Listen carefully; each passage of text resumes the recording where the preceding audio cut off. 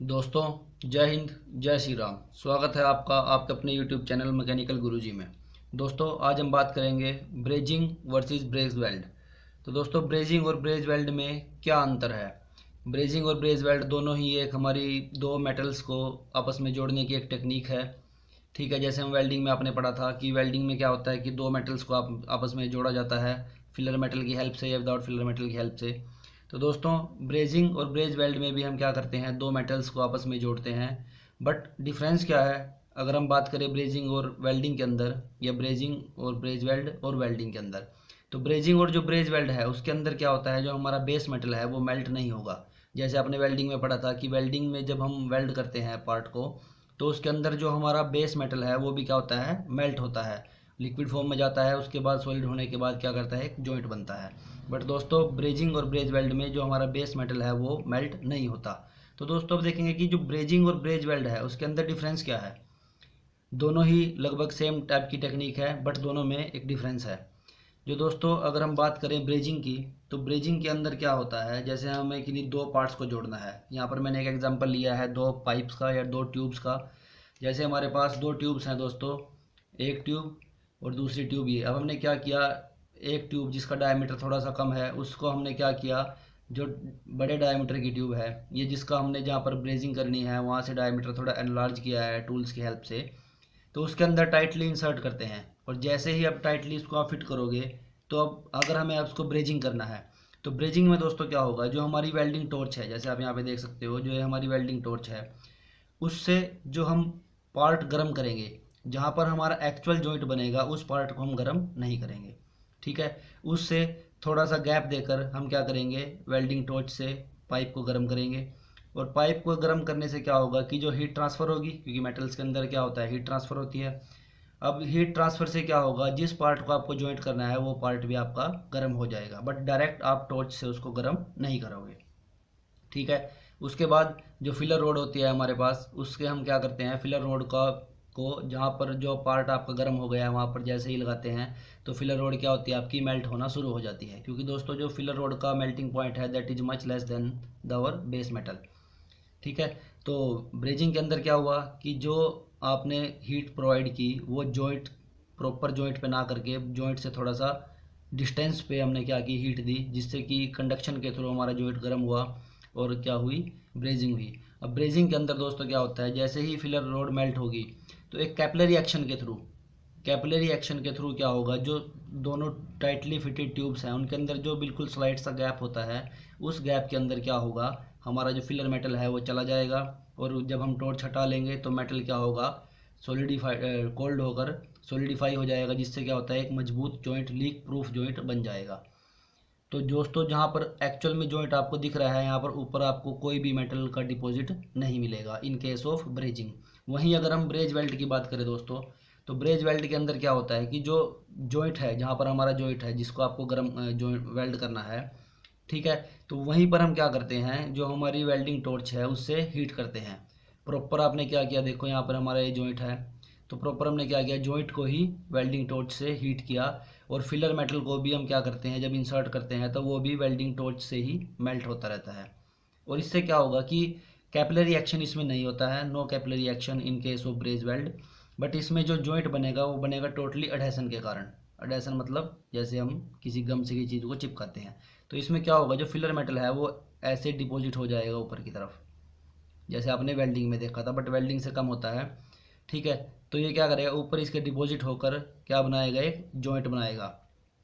ठीक है दोस्तों, अब ये क्या हुआ हमारा ब्रेज वेल्ड। तो दोनों में डिफरेंस क्या हुआ, ब्रेजिंग के अंदर जो जॉइंट बनेगा वो ऊपर सरफेस के टॉप पर डिपॉजिट ना होकर कैपिलरी एक्शन के द्वारा क्या होगा, जॉइंट बनाएगा।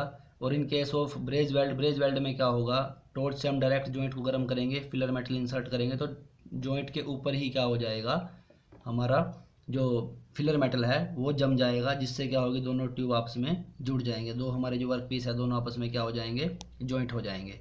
ठीक है दोस्तों, अब दोनों में ही ब्रेजिंग और ब्रेज वेल्ड में लगभग जो टेम्परेचर हमारा रहता है that is near about 450 degree Celsius, और ब्रेजिंग में भी और ब्रेज वेल्ड के अंदर भी। ठीक है फ्रेंड्स, अब इनमें क्या है दोस्तों कि जो हमारे पास फिलर रोड यूज़ होती है, फिलर रोड, अब फिलर रोड का क्या रहता है, कुछ मटेरियल रहते हैं फिलर रोड के, जैसे अगर हम ब्रेजिंग की बात करें तो ब्रेजिंग के अंदर जो हम फिलर रोड यूज़ करेंगे उसके अंदर हमारे पास एल्यूमिनियम की रोड हो सकती है, कॉपर की हो सकती है, मैग्नीशियम हो सकता है। ठीक है दोस्तों, मैग्नीशियम हो सकता है।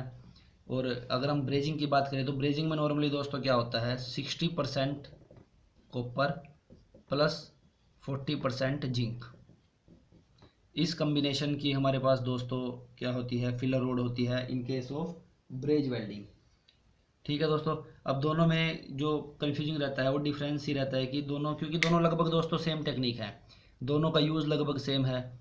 क्योंकि अगर हम ब्रेजिंग और ब्रेज वेल्ड के यूज़ की बात करें तो नॉर्मली जैसे हमारे पास जो रेफ्रिजरेशन प्लांट्स होते हैं या एयर कंडीशनिंग प्लांट्स होते हैं, हीट एक्सचेंजर्स होते हैं, जिनकी ट्यूब्स को हम आपस में क्या करते हैं, जॉइंट करते हैं, तो दोनों में ही ब्रेजिंग या ब्रेज वेल्ड का यूज़ किया जाता है। जैसे हमारी साइकिल इंडस्ट्री होती है, साइकिल के जो पाइप्स होते हैं उनको जोड़ने के लिए भी क्या करते हैं, ब्रेजिंग का ही यूज़ किया जाता है। ब्रेजिंग और ब्रेज वेल्ड दोनों ही कर सकते हैं, बट जो ब्रेजिंग के अंदर हमारा जॉइंट बनेगा, जो जॉइंट बनता है ब्रेजिंग के अंदर, दैट इज़ वो हमारा क्या रहेगा, ज़्यादा मजबूत रहेगा, that is more tough and more stable than in case of braze weld. ठीक है दोस्तों, मोर स्ट्रॉन्ग जॉइंट हमारा ब्रेजिंग के अंदर बनता है। और हमारा जो दोनों का टेम्परेचर लगभग आपने देखा कि सेम ही रहेगा, 450 या कुछ ब्रेज वेल्ड के अंदर टेम्परेचर 430 या 420 भी आपको कहीं कहीं लिखा हुआ मिलेगा। ठीक है दोस्तों, तो ये हमारा क्या है, ब्रेजिंग और ब्रेज वेल्ड। दोस्तों जो ब्रेजिंग और ब्रेज वेल्ड करने का तरीका है वो क्या रहता है कि सबसे पहले जैसे हम ब्रेजिंग की बात करें तो वेल्डिंग टॉर्च की हेल्प से ब्रेज वेल्ड को जहाँ पर जॉइंट है उससे थोड़ी सी डिस्टेंस मेंटेन करके गर्म किया जाता है। उसके बाद क्या, उससे पहले क्या होता है दोस्तों, इसके ऊपर फ्लक्स की कोटिंग की जाती है। फ्लक्स आप पाउडर की फॉर्म में, जैसे हमारा बोरिक एसिड, बोरिक ऑक्साइड, ठीक है, फ्लोराइड, कुछ भी आप क्या कर सकते हैं, इस टाइप का फ्लक्स या कोई भी हमारा वेटिंग एजेंट हम क्या करते हैं, यूज़ करते हैं, उसकी इसके ऊपर क्या की जाती है, कोटिंग कर दी जाती है। उसके बाद हम टॉर्च की हेल्प से जॉइंट को गर्म करेंगे, जॉइंट से थोड़ा सा डिस्टेंस देकर, बार बार ये बात मैं रिपीट कर रहा हूँ। ठीक है, और जैसे ही हमारा मेटल का टेम्परेचर 450-500 डिग्री के आसपास चला जाएगा तो फिर क्या करते हैं, फिलर रोड को इसके कांटेक्ट में लेकर आते हैं बेस मेटल के, जो फिलर रोड मेल्ट होकर क्या करती है, कैपिलरी एक्शन के थ्रू जॉइंट बनाती है। सेम टेक्निक दोस्तों ब्रेज वेल्ड में भी यूज़ होती है, बट इसमें क्या होता है कि जो हम टॉर्च है, टॉर्च की हेल्प से जॉइंट के ऊपर ही हम क्या करते हैं, हीट अप्लाई करते हैं, और हमारा जो फिलर मेटल है, फिलर मेटल की हेल्प से क्या करते हैं, जॉइंट बनाते हैं। इसके अंदर क्या होता है दोस्तों, फ्लक्स हम कई बार क्या करते हैं, डायरेक्टली पहले से अप्लाई ना करके, जैसे हमारी रोड है, फिलर रोड है, फिलर रोड को थोड़ा सा गर्म करेंगे और हमने क्या कर रखा है, सपोज एक कंटेनर में थोड़ा सा फ्लक्स ले रखा है, तो फिलर रोड को हम क्या करेंगे दोस्तों, फ्लक्स के अंदर डिप करेंगे, अगर पाउडर की फॉर्म में है तो फ्लक्स के अंदर डिप करके इसके ऊपर लगा देंगे, और जैसे ही इसके ऊपर फ्लक्स गर्म सरफेस के ऊपर लगेगा तो फ्लक्स मेल्ट हो जाएगा और प्रॉपर क्या करेगा, सरफेस की क्लीनिंग कर देगा, और जो एनवायरनमेंट है उससे भी क्या हमारे जॉइंट को बचाएगा, और अच्छे से क्या होगा, जो हमारा फिलर मेटल है वो यूनिफॉर्मली मेल्ट होकर डिस्ट्रीब्यूट हो जाएगा। ठीक है दोस्तों, और दूसरा जो हमारे पास ब्रेजिंग है, ब्रेजिंग के अंदर क्या होता है कि जो कैपिलरी एक्शन है, ठीक है, कैपिलरी एक्शन के कारण जब हम इसके ऊपर फ्लक्स अप्लाई करते हैं तो कैपिलरी एक्शन के कारण क्या होता है कि जो हमने फ्लक्स अप्लाई किया है, ठीक है, उसके बाद जब आप इसको फिलर रोड इसके ऊपर अप्लाई करेंगे तो जो फ्लक्स है वो क्या है, बाहर निकल जाता है, और फिलर रोड का जो मटेरियल है वो उसकी जगह ले लेता है। क्योंकि दोस्तों जो कैपिलरी एक्शन है वो बेस मेटल और फिलर रोड के मटेरियल के बीच में ज़्यादा होगा as compared to base metal and flux. तो इसलिए क्या होगा कि जब हम इसको फिलर रोड को कॉन्टैक्ट में लेकर आएंगे जॉइंट के, तो जो फ्लक्स है वो रिप्लेस हो जाएगा फिलर रोड से, फिलर मेटल से। ठीक है, तो इसलिए फिलर मेटल अंदर जाकर एक कंप्लीट मजबूत लीक प्रूफ जॉइंट बनाता है। ठीक है दोस्तों, अगर आपको दोस्तों इस बात में कन्फ्यूजन है, हम बार बार बात करें कैपिलरी एक्शन, कैपिलरी एक्शन, तो कैपिलरी एक्शन के बारे में मैं आपको बता देता हूँ। कैपिलरी एक्शन दोस्तों क्या होता है कि जैसे हम क्या करते हैं, कोई भी एक नैरो ट्यूब लेकर, बहुत ही पतली ट्यूब लेकर हम क्या करेंगे, सपोज हमने उसको पानी के कंटेनर में डिप किया। ठीक है दोस्तों, चलिए मैं आपको ये भी अच्छे से समझा देता हूँ कि आप कैपिलरी एक्शन क्या होता है। ठीक है दोस्तों, देखिए, suppose this is a container containing water, container के अंदर क्या है, वाटर हमने ले रखा है। ठीक है, अब मैं क्या करता हूँ दोस्तों, इसके अंदर एक ट्यूब इंसर्ट करता हूँ, बिल्कुल बारीक ट्यूब, ठीक है। तो कैपिलरी एक्शन से दोस्तों क्या होगा, जैसे ये मेरा वाटर का लेवल है, जो मेरा वाटर का लेवल है, सपोज मेरा वाटर का लेवल यहाँ तक है, तो कैपिलरी एक्शन से क्या होगा कि पानी थोड़ा सा ट्यूब में ऊपर की तरफ चला जाएगा, यहाँ तक क्या होगा, ट्यूब के अंदर पानी आ जाएगा। मेरा वाटर का लेवल ये है, ठीक है। और कैपिलरी एक्शन से क्या होगा, इतनी ऊंचाई तक पानी ऑटोमेटिकली बढ़ जाएगा without the help of any external force, या किसी भी बाहरी वर्क की जरूरत इसके अंदर नहीं पड़ेगी, अपने आप ही पानी क्या होगा, ऊपर की तरफ चला जाएगा। तो इस एक्शन को दोस्तों हम बोलते हैं कैपिलरी एक्शन। जो कैपिलरी एक्शन होता है दोस्तों, वो किसके कारण होता है, जो हमारे पास कैपिलरी एक्शन है, that is due to cohesive, adhesive and surface tension, cohesive forces, adhesive forces and surface tension की वजह से। अब दोस्तों देखिए, अगर ये तो हमने बात की वाटर की, अगर यही बात मैं करता हूँ कि मैं एक कंटेनर लेता हूँ, ठीक है, उसके अंदर सपोज कि मरकरी फिल है, दैट इज़ Hg, मरकरी, ठीक है। उसके अंदर मैं क्या करता हूँ, एक ट्यूब इंसर्ट करता हूँ, ऐसे ही सेम साइज़ की ट्यूब जो मैंने वाटर के लिए यूज़ की है, ठीक है दोस्त। तो उस केस में क्या होगा कि जो कैपिलरी एक्शन के कारण क्या होगा कि जो मेरा सरफेस है ट्यूब का, ट्यूब के अंदर जो मरकरी का सरफेस है वो क्या रहेगा, कम रहेगा, कम हो जाएगा, ठीक है। और जो शेप बनेगी दैट इज़ दिस टाइप, आप इसको बोल सकते हैं कन्वेक्स शेप, ठीक है दोस्तों। ये हमारी हो गई कनकेव शेप और ये हो गई कन्वेक्स शेप।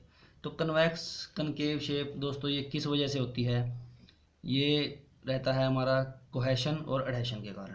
अगर देखिए दोस्तों, कनकेव शेप कब बनेगी, कनकेव लाइक वाटर की कनकेव शेप बनेगी अगर हमारे पास जो एडहेसिव फोर्सेस हैं वो ज़्यादा होंगी कोहेसिव फोर्स से, तो क्या बनेगी, कनकेव शेप। अगर हम बात करते हैं कन्वेक्स शेप की, तो कन्वेक्स शेप कब बनेगी दोस्तों, अगर हमारे पास कोहेसिव फोर्स ज़्यादा है एडहेसिव फोर्स से। जैसे दोस्तों अगर हम बात करें वाटर की, तो वाटर का जो सरफेस के साथ एडहेशन है वो ज़्यादा है as compared to cohesive forces inside the water, ठीक है। और अगर हम कैपिलरी की बात करें तो कैपिलरी की कोहेसिव फोर्सेस ज़्यादा हैं एज़ कम्पेयर टू एडहेसिव, क्योंकि जो हमारा मरकरी है वो क्या करता है, सरफेस के साथ नहीं चिपकता, तो उसकी जो एडहेशन है वो बहुत कम है as compared to cohesive force. Cohesive यानी कि जो आपस में उसके जो मॉलिक्यूल्स है वो बाइंड रहते हैं कोहेशन के कारण, ठीक है। कोहेसिव एडहेसिव आपको पता होगा, ठीक है। तो कोहेशन के कारण क्या होता है कि इसकी जो शेप है वो कन्वेक्स शेप बन जाती है, ठीक है दोस्तों। तो ये था हमारा आज का टॉपिक, दैट इज़ ब्रेजिंग और ब्रेज वेल्ड में क्या डिफरेंस है, ब्रेजिंग एंड ब्रेज वेल्ड में, और साथ साथ मैंने आपको कैपिलरी एक्शन के बारे में भी बता दिया है। होप कि आपको वीडियो पसंद आया होगा दोस्तों। अगर वीडियो पसंद आया है तो वीडियो को लाइक करें, चैनल को सब्सक्राइब करें। Thanks for watching. जय हिंद, जय श्री राम।